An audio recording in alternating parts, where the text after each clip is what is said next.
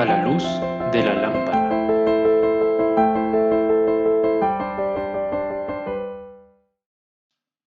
Hola queridos amigos y seguidores de Alfa y Omega, sean bienvenidos una vez más a un nuevo programa de A la luz de la lámpara.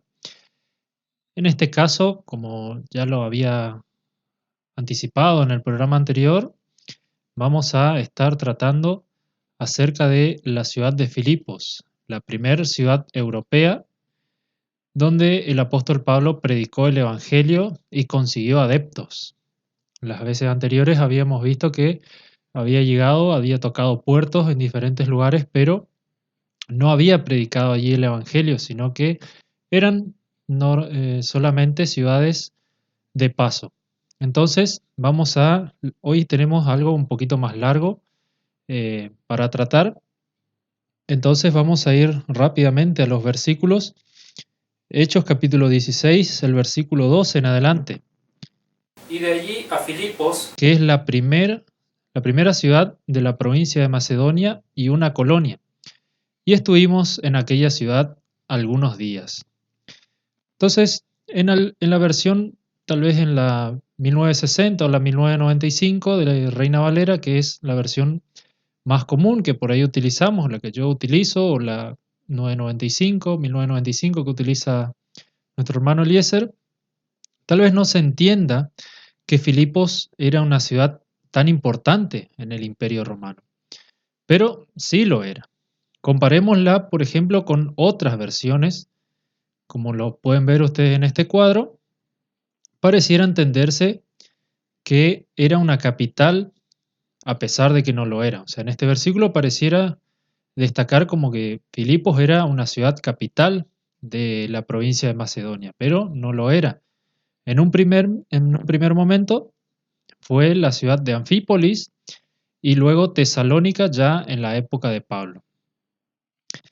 Filipos se ubicaba a 14 kilómetros de distancia de Neápolis, lugar que vimos anteriormente, fundada por Filipo II de Macedonia, padre del famosísimo Alejandro Magno, que es un personaje histórico que a mí me fascinó siempre por sus conquistas, por la juventud, eh, por su juventud justamente, que hasta dónde había alcanzado, dónde había llegado el, su vasto imperio con tan solo 30, 32 años, 33, conquistó medio mundo, un imperio verdaderamente gigantesco, pero que duró muy poco, porque, como les dije, murió con tan solo 33 años aproximadamente. Entonces, Filipo tenía su capital del Imperio Macedonio en Pela, que quedaba no muy lejos, a 150 kilómetros de Filipos. Aunque fue habitada en primer momento por los tasianos, habitantes de la isla de Tasos, alrededor del año 360 a.C., y Filipo la renombró 4 años más tarde como Filipos. En sus cercanías había minas de oro, por lo que fundar una pequeña ciudad o poner una guarnición era lo más sensato, obviamente, para Filipo, que fue un gobernante muy astuto. Como había tracios que podrían atacar a la nueva ciudad, puso una guarnición permanente para que las rutas comerciales no fueran cortadas. Más tarde se descubrió otra mina de oro en Asila, donde Filipo obtendría unos 1.000 talentos de oro al año, lo que equivaldría al día de hoy de unos 1.400 millones de dólares. Filipo ordenó la construcción de un taller monetario para comenzar a trabajar el oro que se extraía de esas minas, ¿no? Los romanos derrotaron al último rey macedonio, Perseo, mucho más adelante, ¿no es cierto? Lo que quedó, que era lo que quedaba del pobre imperio macedonio hacia el año 168 a.C., y dividió su territorio en 4, convirtiendo a la región donde se encontraba Filipos en la provincia de Macedonia, y como dije, su capital era Tesalónica en ese momento. La Vía Egnatia, que habíamos nombrado en el programa anterior, se cree que pasaba por en medio de la ciudad y esto fue de muchísimo beneficio para la misma. La ciudad tuvo su momento de gloria histórica cuando Marco Antonio y Octavio se enfrentaron a Bruto y a Casio Longino en el año 42 a.C., siendo la victoria para Marco Antonio y Octavio. A continuación, los vencedores licenciaron a sus veteranos, entregándoles tierras aquí en Filipos, que esto era algo muy común, entregarles tierras a los romanos, a los soldados romanos. Una vez que se retiraban del ejército, los gobernantes le entregaban una parcela de tierra en alguna parte del territorio para que la labraran. El convertirse en colonia romana contaba con el privilegio de ser llamados ciudadanos romanos. Pablo llega a Filipos en este su segundo viaje misionero. Este era, recordemos, aproximadamente el año 49-50, y la visitaría nuevamente en el año 56 o 57 durante su tercer viaje, y la epístola a los filipenses da cuenta del impacto del evangelio allí. Luego, más adelante, Policarpo de Esmirna envió una carta hacia la iglesia local de allí alrededor del año 135, no se sabe a ciencia cierta, pero por el contenido de la carta y por las otras epístolas de Policarpo se aproximó la edad, el año de 135. Y es una carta muy interesante, con una impronta muy del apóstol Pablo, en su manera de saludar a la iglesia y alabándoles por la manera en la que se conducían, y hablando acerca de la salvación por gracia y el mayor de los males, el amor al dinero. Es como un resumen de todas las cartas del apóstol Pablo, pero dirigidas hacia la iglesia de Filipos. Hace mención de los líderes de la iglesia, de la conducta de las mujeres y de los jóvenes. El amor al dinero, la caridad y el caminar en el Señor son palabras recurrentes en esta carta. Luego hace una crítica a un tal Valente que, siendo un presbítero de la iglesia, se alejó de ella, tal cual Demas y Alejandro el calderero habían abandonado al apóstol Pablo. Me pareció interesante leer esta carta y de buen provecho también, porque vemos las mismas recomendaciones que Pablo hacía en sus cartas y cómo ellas, las cartas del apóstol Pablo, se llegaron a conocerse en toda la región.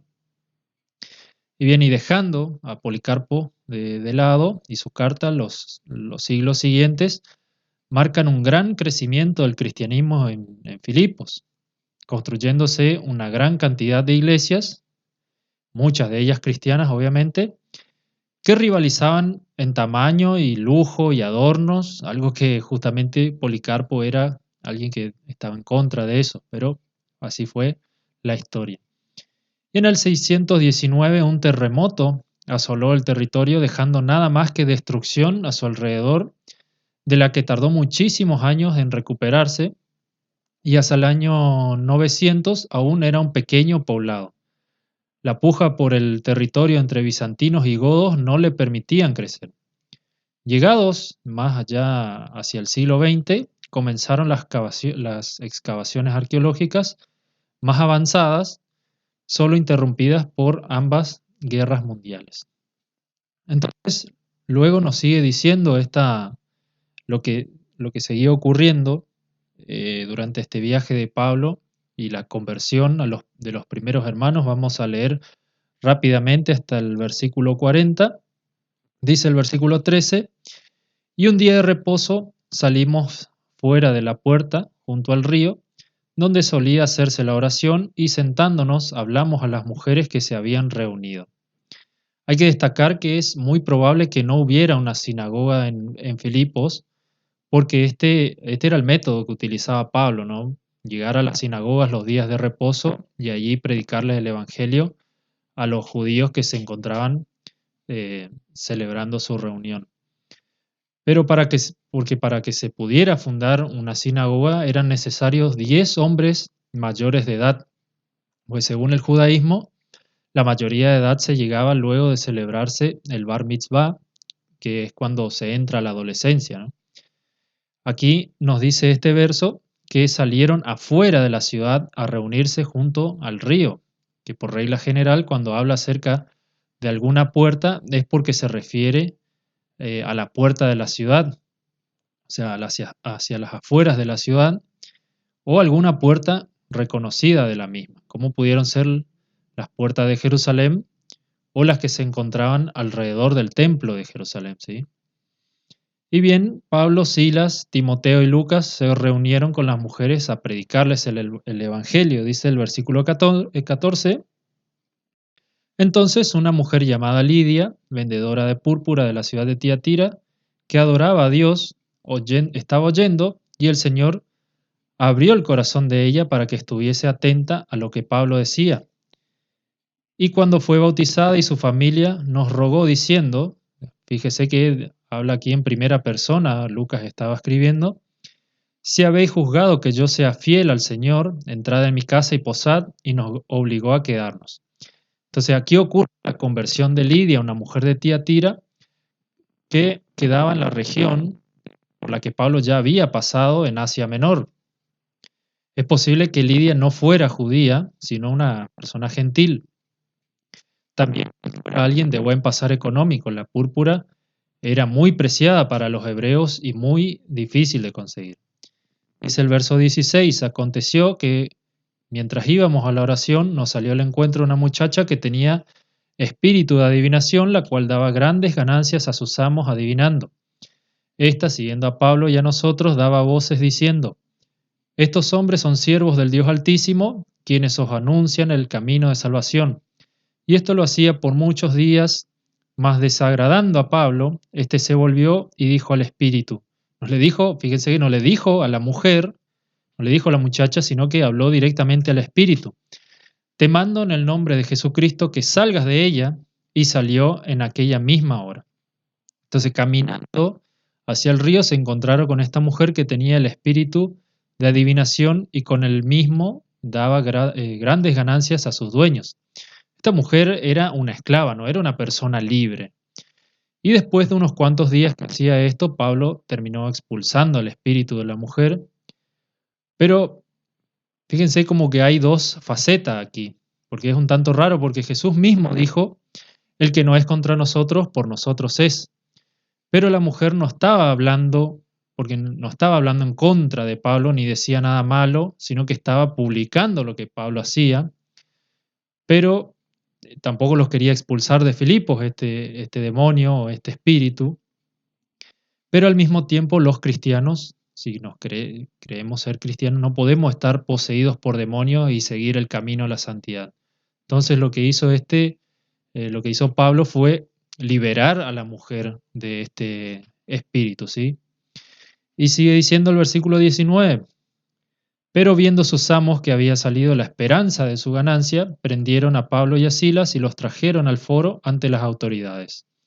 Y presentándolo a los magistrados, dijeron, estos hombres siendo judíos alborotan nuestra ciudad y enseñan costumbres que no nos es lícito recibir ni hacer, pues somos romanos. Como siempre, una vez que se toca el bolsillo de las personas es cuando las cosas se ponen pesadas, ¿cierto?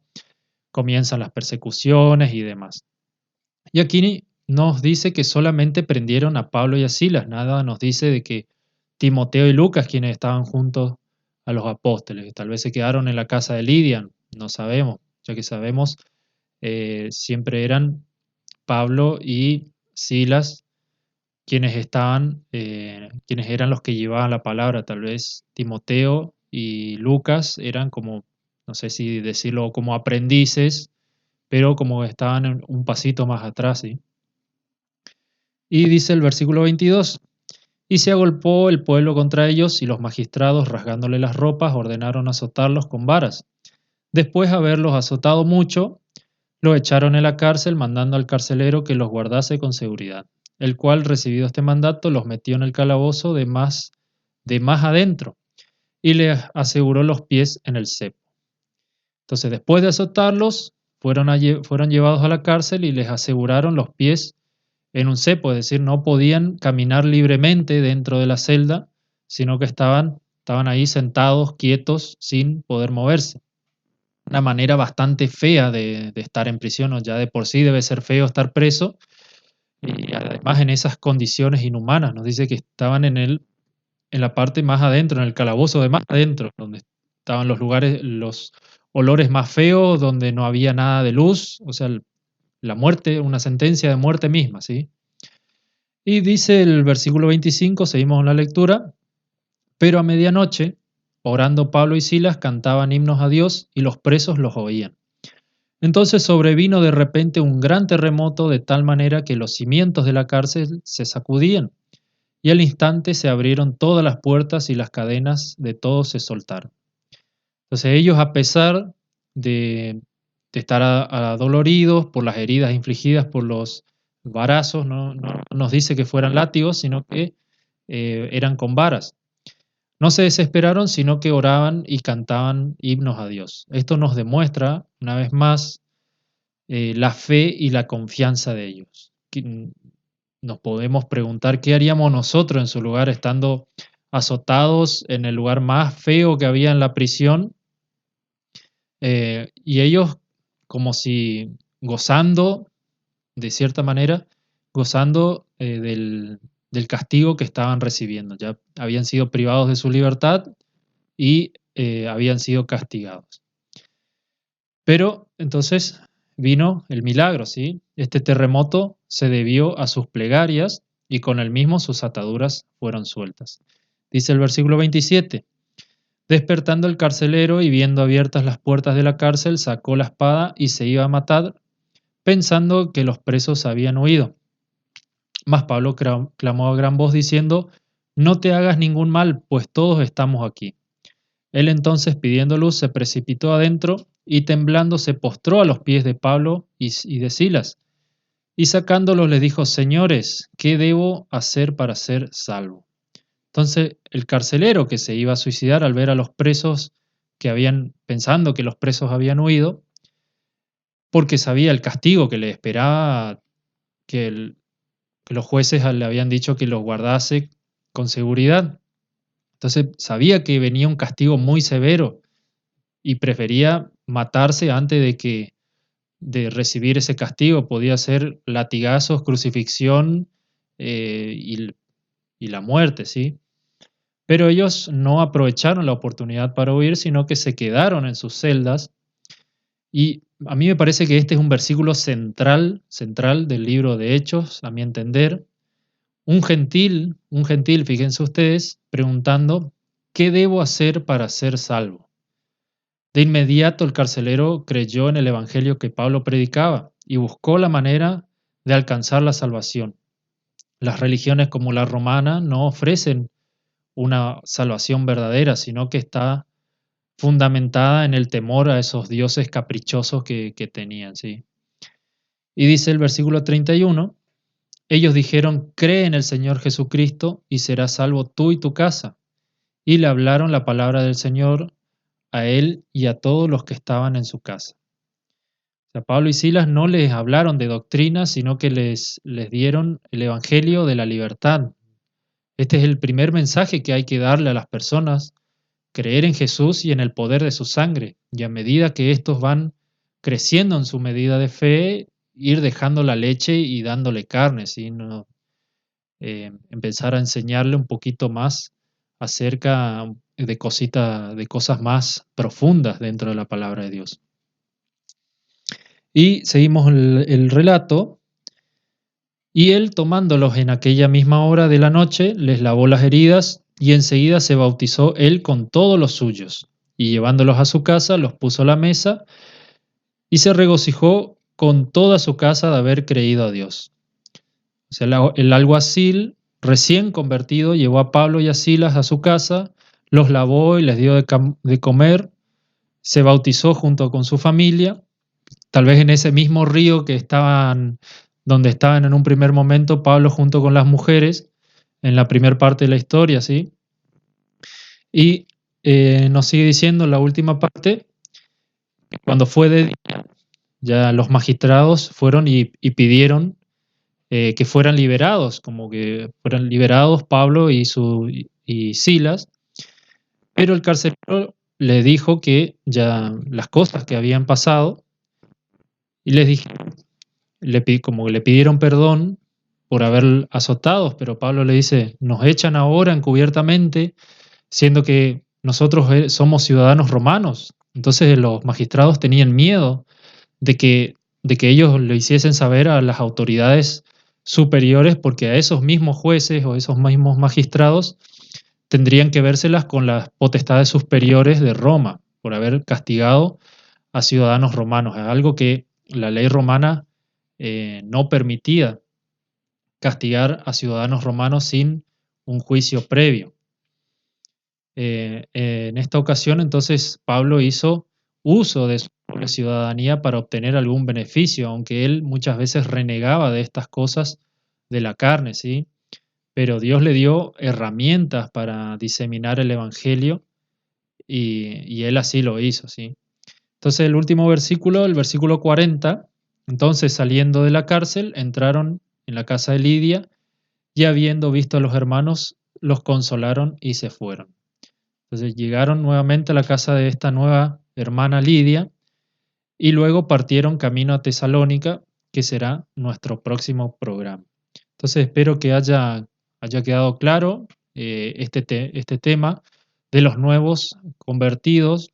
Tenemos a Lidia y tenemos también a este carcelero del cual desafortunadamente Lucas no registró el nombre, pero nuevas personas, nuevos lugares donde hermanos podrían tener cobijo, una vez que tal vez no había iglesia, como dije, no había una sinagoga en esa ciudad de Filipos, y entonces se podrían reunir en la casa o bien de Lidia o bien de este carcelero. Entonces me pareció interesante destacar esta importante e interesante historia. Así que la próxima vez veremos la ciudad de Tesalónica. Muchas gracias y hasta la próxima. Pablo y Silas en Filipos, el Evangelio predicaron como testigos de Cristo. Ellos no se avergonzaron, fueron puestos en la cárcel y sus cuerpos azotados, siendo puestos en los cepos, también se lo aprisionaron. Pero Dios está mirando, muy atento a la oración. Les envió su ángel santo y la cárcel les abrió. Pablo y Silas muy contentos, ellos todos no dormían, oraban, cantaban himnos y los presos les oían. Y como a la medianoche, ellos orando al Señor, el Señor envió a su ángel y la cárcel les abrió. Pero Dios está mirando, muy atento a la oración. Les envió su ángel santo y la cárcel les abrió.